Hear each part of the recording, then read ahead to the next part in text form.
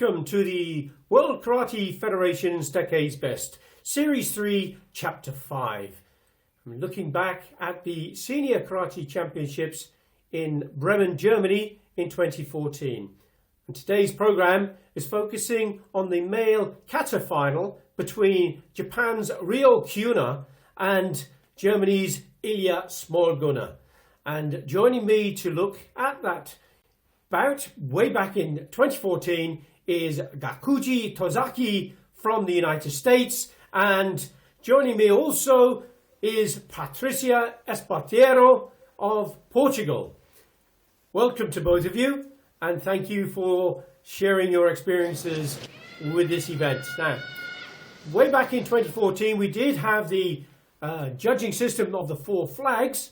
And now, of course, it's moved on a little bit. And here we see coming out from Japan is Riocuna, wonderful athlete, triple world champion. And considering your Japanese roots, please, Gakuji, what are your opinions of the main differences between karate training in Japan and the rest of the world? Well, obviously Budo, or martial arts in Japan, is very rooted in their culture.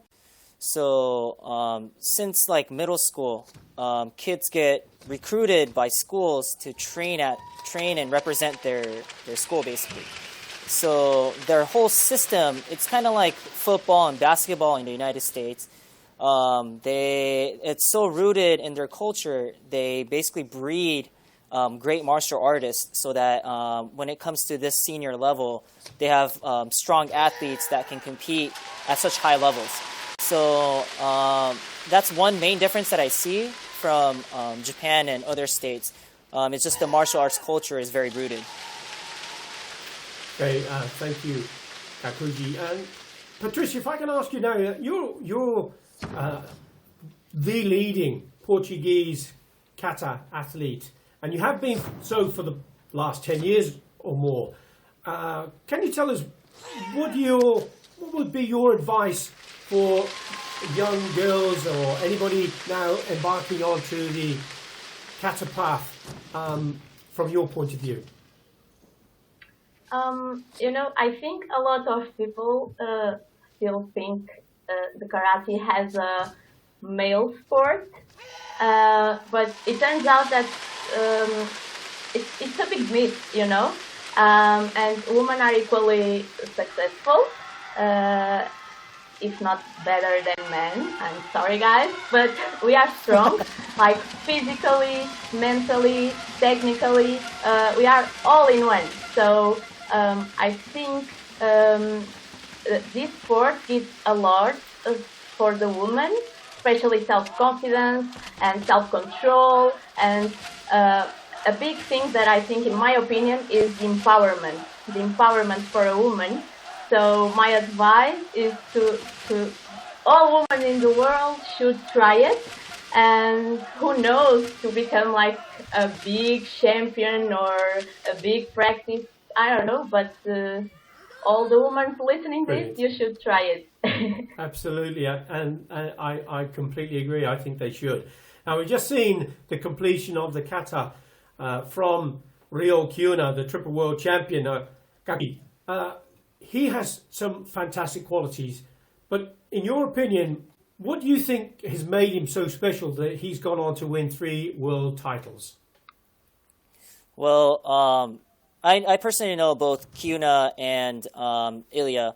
They're both great competitors, and they're leading athletes from their countries. So obviously they have a strong physical aspect, also with the technical aspect.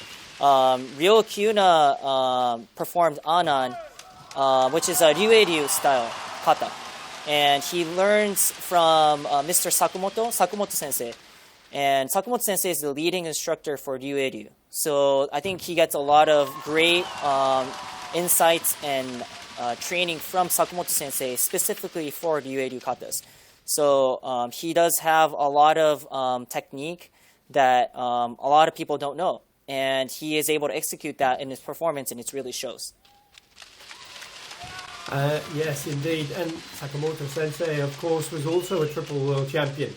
And so what a pedigree that Riocuna is following in. Now, Ilja Smorguner, as he's going through his kata, come back to you again if I can, please. Patricia, the next Karate One Premier League is going to be held in Lisbon. And that's going to be a really important event because it's part of the Olympic qualification process. Now, what do you think this event will mean to karateka in Portugal? It means a lot for us. We are like a small country in the edge of Europe, so it's with big responsibility that we are hosting this Premier League in Portugal.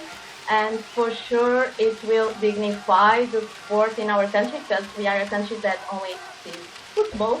So it's really important for us. And we'll show to all the participants from all over the world that we have like a Portuguese hospitality, and we like welcoming people here, and we have organizing skills. That's why all the sports agents are doing their best and involved in the process. They are very committed to offering the best conditions to the event.